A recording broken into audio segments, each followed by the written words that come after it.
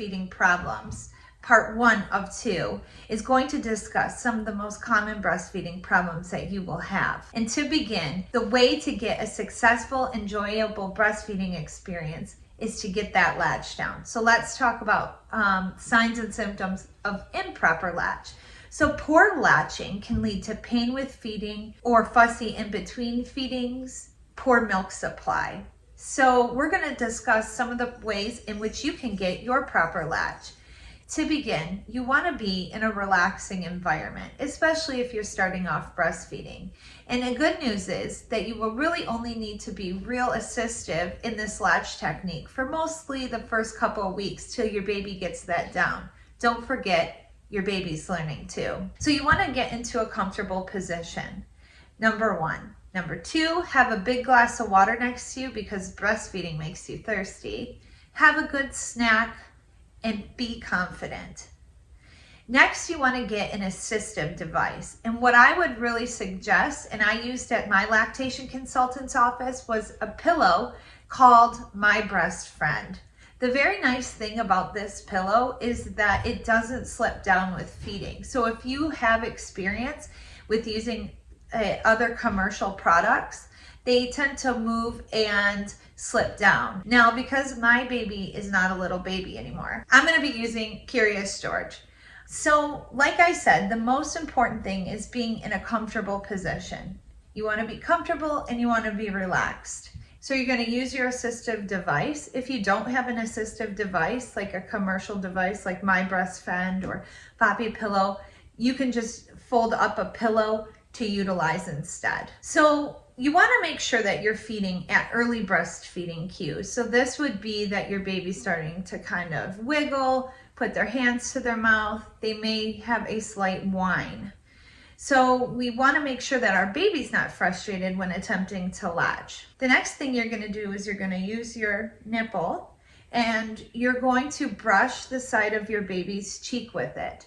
This will elicit what's called the rooting reflex. This is where your baby will turn his or her head towards the side of your nipple. So you're going to always support your baby's head and neck. And with your breast, you're going to brush your baby's cheek. As your baby is rooting and opening up their mouth wide, the baby's mouth should be nice and wide for this latch. You're first going to touch the chin of your baby to the brown side or the underside of your breast, and then bring the baby's mouth over while it's still wide. One other technique that you can use to kind of help position your baby's breast is what's called the C technique. This is where you're not grabbing the nipple, you're grabbing from behind the areola towards the nipple, and you can, I think you can see this, you can flip your nipple up towards the roof of your baby's mouth, where you're going to get the best latch, the least pain, and the breast supply. The best supply. Now, for my children, one of the things that really helped me with latch, because I swear my babies were born with really small mouths, is once your baby's positioned on the breast, if you don't feel that they have enough breast tissue in the mouth, rather than releasing the suction, which we'll go to in a second, you're gonna pull your baby's bottom lip down to help position. And if that point they also need to open up their mouth a little wider, what you're gonna do in between sucks is very gently pull their jaw down. And as they suck, they'll draw more of the breast in. There's a couple signs to good latch. Number 1 is the discomfort and the pain is gone. And the second sign of a really good latch is hearing the baby suck and swallow. So rather than hearing a clicking sound with a poor latch, you're going to hear a suck and swallow sound. And during that time, it sounds like a which elicits the sound of swallowing. The sign of a good latch is your nipple will be a uniform shape. The nipple should not have a lipstick or an abnormal shape appearance once you're done nursing. Other signs of a good latch is the mouth is nice and wide. The lips are what's called flanged, which means the lower lip and the bottom lip are off. and the chin is resting on the breast. And depending on the size of your breast, the nose may also touch. Now, after you've gone through some of these steps and you're still feeling discomfort, what you need to do is you need to release the baby and try again. So to break the suction between you and your baby, don't pull the baby off the breast because that's going to cause nipple pain and nipple damage. Instead, you want to stick your pinky in the corner of the mouth and release suction and try again. Now, another thing is make sure that you're staying in this support. You want your baby close to you, which means if your baby starts to move or shift, your baby could be getting into a poor position. So you always want your chest to baby's chest and belly to belly. So you want your baby turned towards you like this. Like I said, having a great latch will not only improve your experience, decrease the pain that you're feeling, it will also decrease the following risks of cracked nipples, clogged ducts, mastitis, and low milk supply. So to begin with cracked nipples, if you have a cracked or broken nipple, it is okay to continue to breastfeed on this side as long as it's not causing too much pain or further trauma. But once you correct that latch, your nipple will heal miraculously fast. Other things you can do to heal cracked or dry nipples is to, once you're done with the feeding session, remove some of the breast milk through manual expression. Allow that milk to dry on the nipples. Make sure your nipples are dry before you put on a bra. Plus, if you could go braless and wear minimal clothing like just a t-shirt to allow your nipples to air dry, this will also really help your healing process. But in the case that you have to wear a bra, I would highly suggest getting nipples shields. Will not allow your bra to come in contact with your sore and healing nipples. You can also try creams in between feedings to keep the area moist, so it facilitates healing. But just a couple things before you use ointments on your breast. You want to make sure that the breast is clean and dry prior to putting this on, any ointment.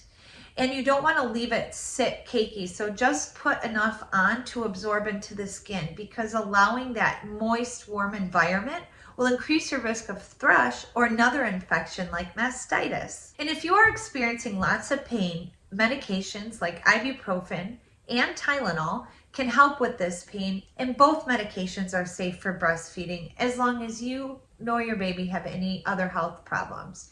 So if your cracked nipples haven't healed or become better after improving your latch and using the tips described here, make sure you see a lactation consultant or a healthcare provider to help you with your concerns. Our next problem we're here to discuss are clogged ducts. What clogged ducts are is basically a backup of milk supply into one of the ducts. And what this feels like is a painful, swollen, and possibly red nodule in one of the ducts or lobes. It may feel bruised-like. And what this is caused from is incomplete emptying of the breast, or for those who have experienced oversupply. So prior to breastfeeding your baby or pumping, if you're exclusively pumping, you want to apply a warm compress prior to feeding the baby. This warm compress will help loosen up the contents. It's kind of like older milk, safe to drink, but older milk, and it may become a little bit fatty or hard. So it gets stuck in the ducts. So by applying this warm compress, it will help loosen that up to be able to move throughout the breast. Other things you want to do is make sure you're emptying the breast. You want to massage your breast in the area of the lump towards the baby or the pump if you're pumping. In a circular motion, you want to kind of go towards the nipple to this fashion. That will help relieve a lot of that clogged duct. In a warm shower, you can allow the warm water to fall onto the breast, and you can massage your breast towards the water and hand express to try to move that milk through.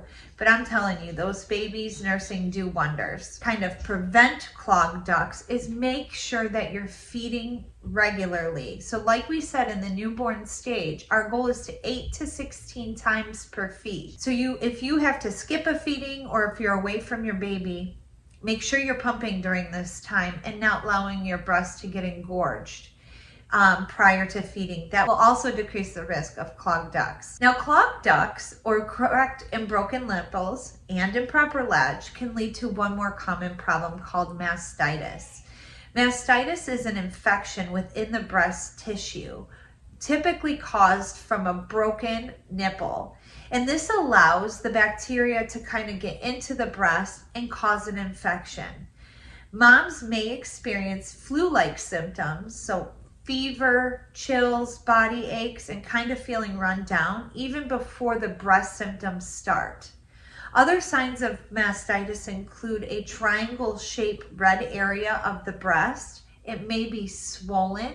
You may have blood or pus within your breast milk. Other causes of mastitis include smoking, because that increases your risk of infection, and it decreases your immunity, and poor nutrition. Typical treatment for mastitis usually includes the use of antibiotics. However, very minor cases may go away on their own.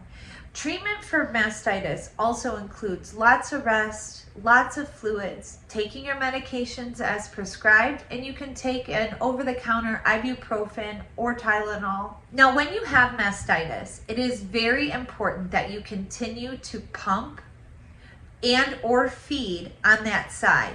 The contents of having a little bit of blood and a little bit of infection within the breast is no harm to your baby.